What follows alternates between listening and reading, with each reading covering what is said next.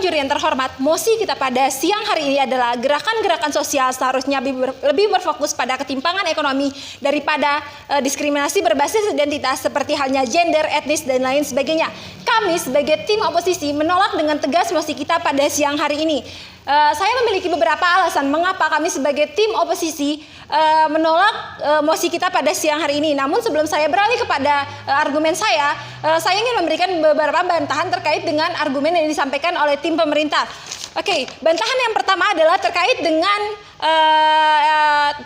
argumen dari tim pemerintah yang mengatakan bahwa diskriminasi identitas hanya untuk kaum tertentu saja dan hanya bersifat visual di permukaan.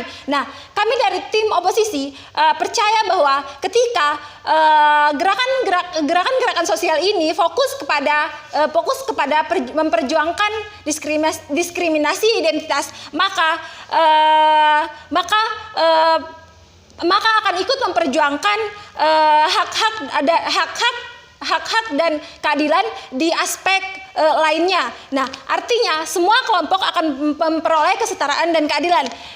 Kemudian dari tim pemerintah mengatakan bahwa gerakan tersebut jika kita hanya berfokus kepada perjuangan diskriminasi identitas, maka akan terjadi tumpang tindih. Nah, kami sebagai tim pemerintah mengatakan bahwa hal tersebut tidak akan terjadi karena pada dasarnya akar permasalahan dari diskriminasi tersebut adalah karena adanya monopoli dari kaum mayoritas kepada kaum minoritas, bukan dari kalangan kelas atas kemudian mendiskriminasi kelas bawah. Kemudian argumen pemerintah yang kedua adalah mengatakan bahwa gerakan perjuangan identitas hanya akan memunculkan politik identitas. Nah, kami dari tim oposisi mengatakan bahwa perjuangan identitas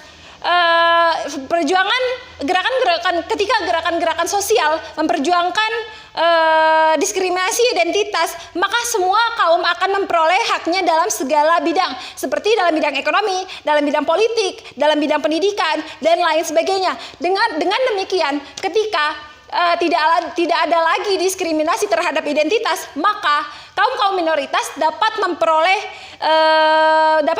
hak di berbagai bidang seperti yang saya sebutkan sebelumnya, maka tidak akan membuka peluang mereka menjadi pemimpin. Nah, ketika mereka menjadi pemimpin, artinya mereka akan terlibat dalam penyusunan peraturan ataupun undang-undang di suatu daerah atau suatu negara.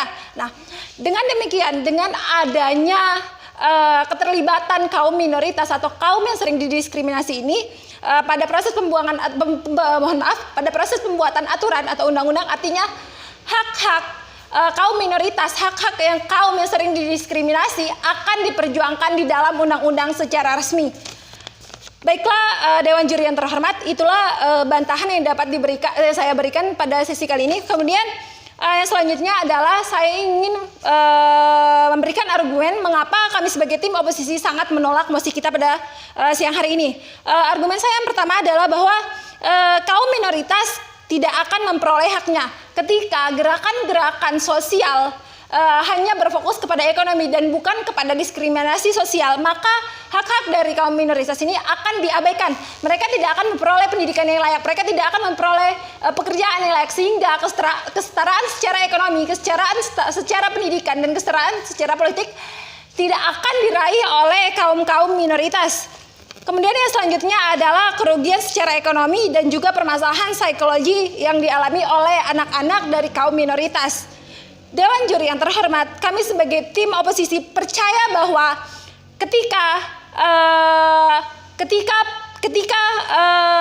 gerakan-gerakan sosial hanya fokus kepada